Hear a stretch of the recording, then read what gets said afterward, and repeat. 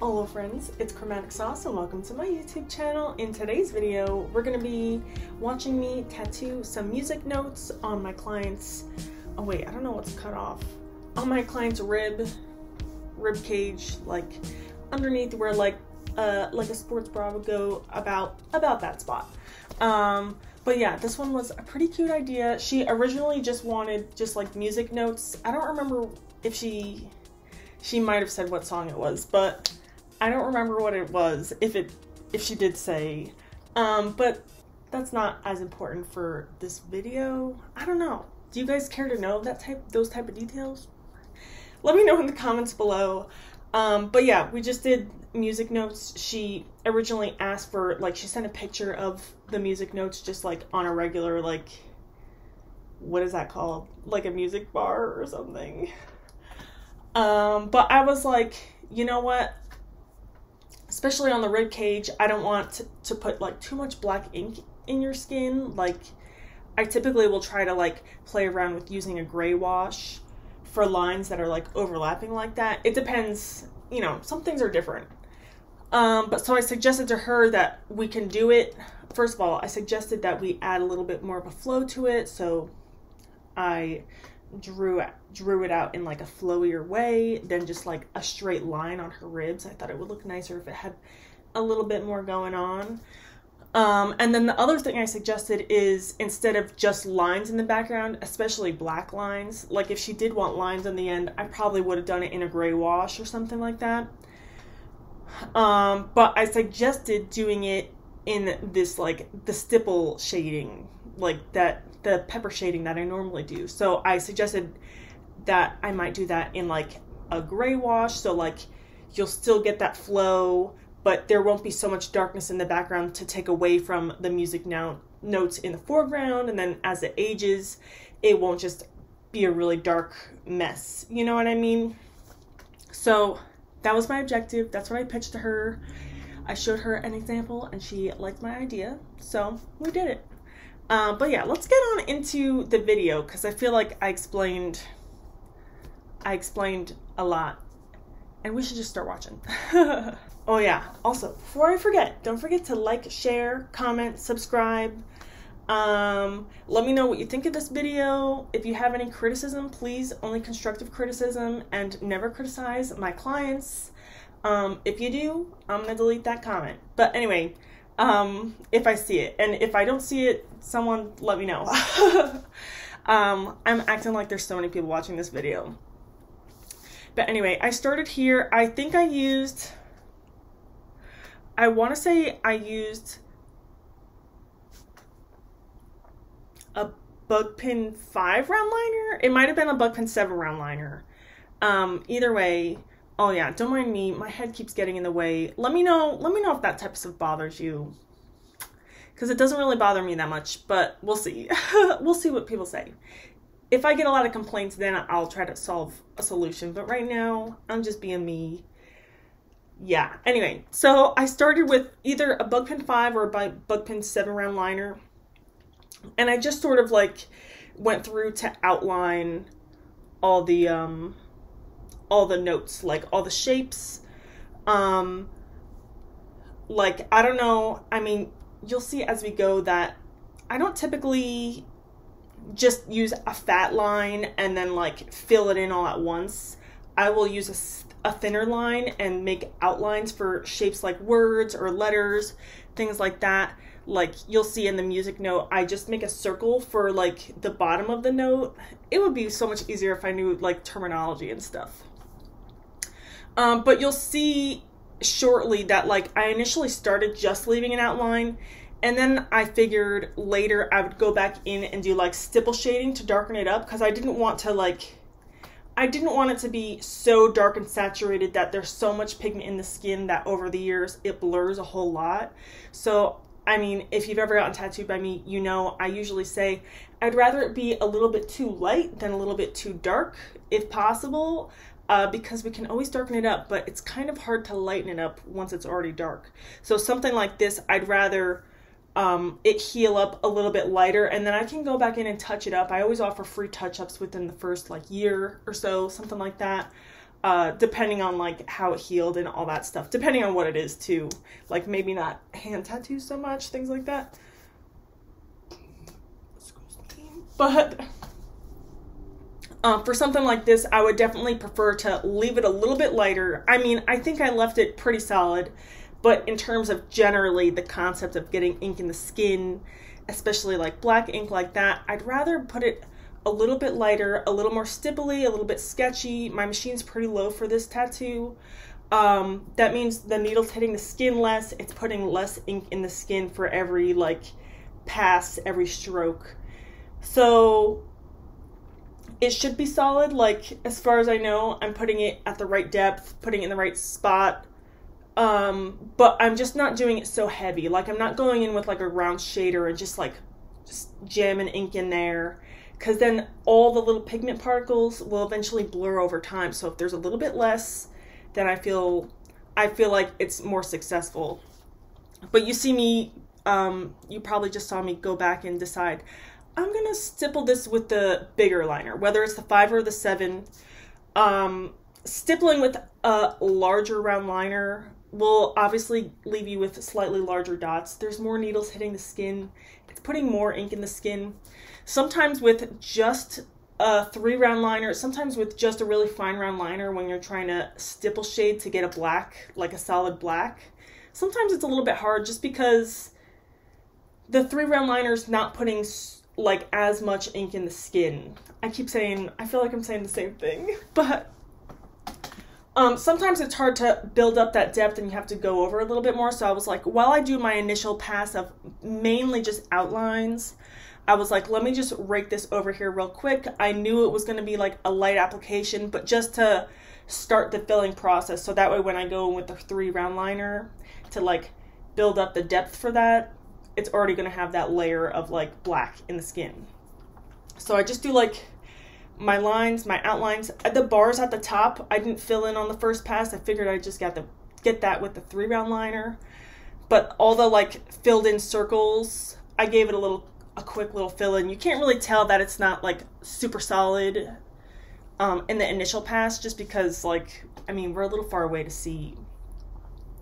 But you can see, like, if you saw up close, you could see that it was an outline, and then like you could see like it's a little patchy, like a patchy application of black, just to hold the shape, make sure I don't lose my stencil. I probably could have just used whatever liner I was using here to like make sure it was solid, but I figured I would save the stencil, save the time in the first pass, because it was kind of hot. It's getting towards warmer temperatures, so it's not so cold outside. But so we're in that weird middle stage. So the shop was a little bit warm at that time. So I was definitely feeling a little bit clammy. I mean, I am right now.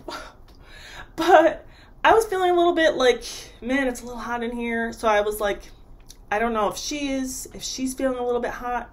I don't know how much she might, wait, I almost said precipitate. That's from the sky. I don't know how much she might like perspirate during the tattoo, like if she gets a little bit sweaty. That happens sometimes. Usually it'd be preferable to be a little bit cooler so that no one's sweating, because sometimes if you sweat a little bit too much, the stencil can start fading.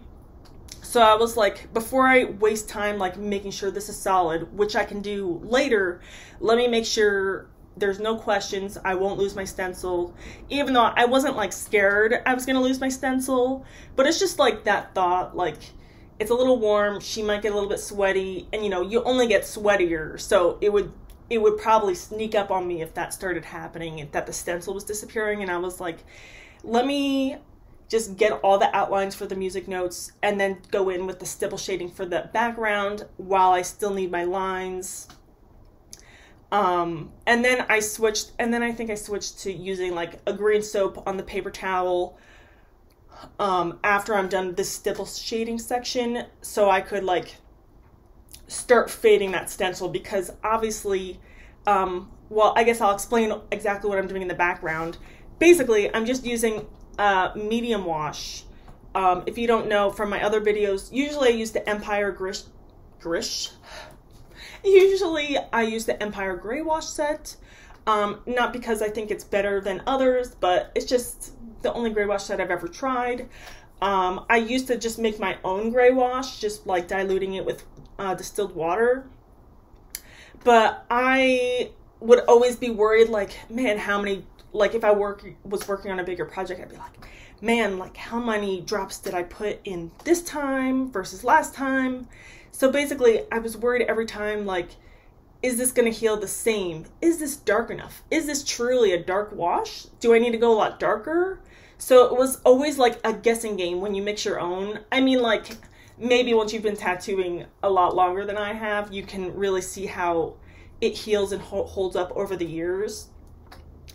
But I haven't had that opportunity to like see a bunch of my work come back healed. So I've been really liking not having to guess for that and just using the Empire Gray Wash set. The only kind I've tried. I'd be open to using other ones if you guys have any recommendations, but I don't have any qualms with this brand or type. It seems to work really well. But anyway, so I've been using the medium gray wash for this just because, like I said earlier, I didn't want it to be too dark. I didn't want it to take away from the notes on top, and I didn't want it to blend in over time. I wanted the notes to stay distinct, especially we're layering things, you know? So I wanted the lines in the background to fall into the background, and I think it was pretty successful. I think I just used a 3-round liner. I switched to my 3-round liner just to stipple with the medium wash. I made sure that I went over each line multiple times to build up some saturation, because if I just did a few stipples, it would fade to nothing. So I was trying to build up saturation, but also try to leave that peppery, like soft look. And it'll probably blur a little bit over time. You might not see the dots like as distinctly over time, but it'll still have that light tone and that light effect that I wanted, and like a blurry edge, not like a straight line that was gray, you know what I mean, like not a solid edge. So that's what I was going for. But yeah, I just deepened it up. I went down the whole thing, and then I probably went over it like a couple more times just to make sure it was solid. And then you can see at the end here, I was like, okay, like time to go back in with the black. So I just went straight back in with the black, and I turned my machine lower for the stipple shading, always. It's always at, I mean, this is an FK Irons XO. I always have it at like a 5. I always have it like basically the lowest or the next step up, like 5.5. So the needle's hitting the skin a lot less. There'll be nice peppery dots. So because of that, I can feel confident that I'm not putting too much ink in the skin for these really dark parts, so that hopefully over time it doesn't blur quite as much. It's like a lighter, fine line application. That's how I normally like to do it. And if it was a design, like I might use like a mag, like to build up my darks. But since this is like a fine, small details, I was like, I can do these little details with the 3-round mag. Because usually I probably wouldn't do like a solid black area without a mag. It just depends on the look you're going for. Like some things you want it to have that peppery look throughout the whole thing, and you wouldn't necessarily want to have like a big, heavy, saturated, like mag created black section. Does that make sense? If not, comment down below. If I'm making no sense, maybe it only makes sense to tattoo artists. But either way, yeah, you just see me going through, filling all the top bars of the music notes, and just going back over the like bottom like circly parts of the music notes just to make sure everything's solid. I'm wiping with like green soap as I'm doing this, so the stencil's fading, so it's getting ready for like the end for pictures. The stencil's fading, so I can also really see what's in the skin, because sometimes the stencil can be deceiving. So I'm just wiping it, keeping it clean, and then just like going up real close, seeing, is this patchy? Does this edge look a little bit lighter? Just stipple it just to fill it in.